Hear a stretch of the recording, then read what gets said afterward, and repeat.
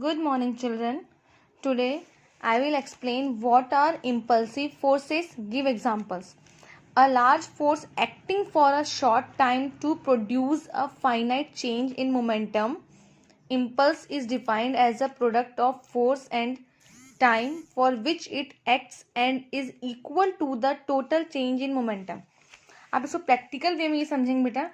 कोई भी बहुत बड़ा फोर्स जो छोटे से टाइम पीरियड के लगता है. जस्ट एग्जांपल, आप खुद देखते हो क्रिकेट मैच में क्या होता है, एक बैट जो है बॉल को हल्का टच करता है, लेकिन फोर्स में वहां फोर्स की जो वैल्यू होती है, जो क्वांटिटी बोल सकते हैं उसको, मैग्नीट्यूड, वो बहुत बड़ी होती है. But that force is only use for small time period. That is called impulse, through which it can change the momentum and finite change in momentum. That is called impulsive force. So you can write the example: force exerted by a bat while hitting a ball. Second example, blow of a hammer on a nail. आप खुद देखो, जब हम किसी हथौड़ी से, hammer से, किसी भी खीले पे, नेल पे हम फोर्स अप्लाई करते हैं, छोटे से छोटा से टाइम पीरियड का जो फोर्स अप्लाई होता है, that is called impulsive force. And impulsive is the product of force and time duration. Impulse is equal to total change in momentum.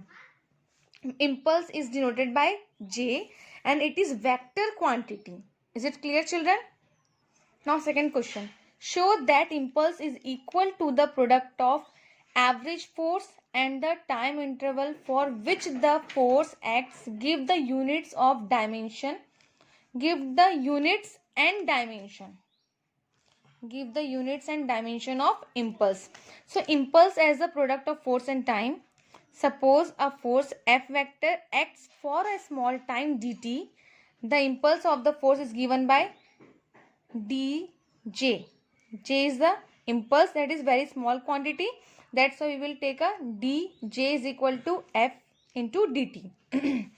If we consider a finite interval of time from t1 to t2, then impulse will be j vector.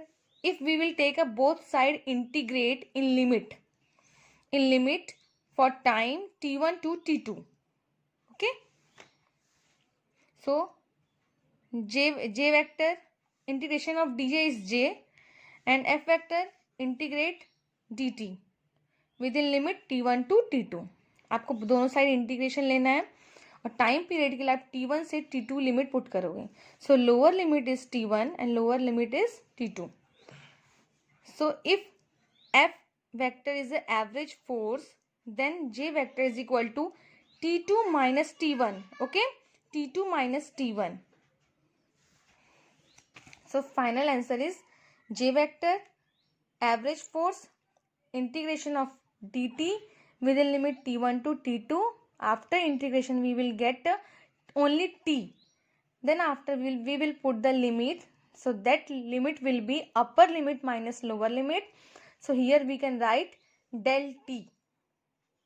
So J vector is equal to average force into del T. Thus the impulse of a force is equal to the product of the average force and the time interval for each at which it acts. Dimension formula. आपको पता है dimension formula क्या होता है force का? MLT minus 2. ये भी T है, तो MLT माइनस 2, यहाँ पे T है, यहाँ T की पावर 1 होगी तो -2 और +1 -1 होगा. तो dimension of impulse is MLT minus 1 and SI unit is Newton second. Okay, but Newton is the kg meter per second square. मैं यहाँ एक्सप्लेन कर रही हूँ. इम्पल्स क्या है? F into T. ठीक है, इसका होगा यूनिट न्यूटन, इसका होगा सेकेंड. आप ये भी यूनिट लिख सकते हो. और फोर्स इज इक्वल टू क्या होता है? MA. ठीक है, मास के लिए यूनिट kg, एक्सेलरेशन के लिए metre per second square and T के लिए सेकेंड. -2 + 1 क्या होगा आपका यहाँ पे? -1. ओके, तो यहाँ पे डायमेंशन, सॉरी क्या बोलते हैं इसको, यूनिट, ऐसा unit of impulse is kg metre per second. In CGS unit of impulse is gram centimeter per second. Is it clear, children?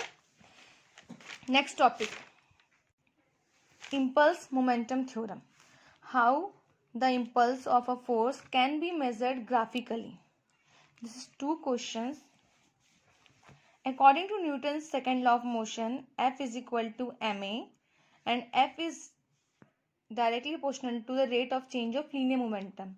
So we can write F vector is equal to dp vector upon dt. After cross multiplication, we will write F into dt and is equal to dp. Here we will take an integration on the both side. We will write the limit for time period 0 to t second, and between these interval of time, linear momentum will change from p1 to p2. Both sides taking integration in limit 0 to t second and p1 to p2. After calculation, we got j vector is equal to p2 minus p1.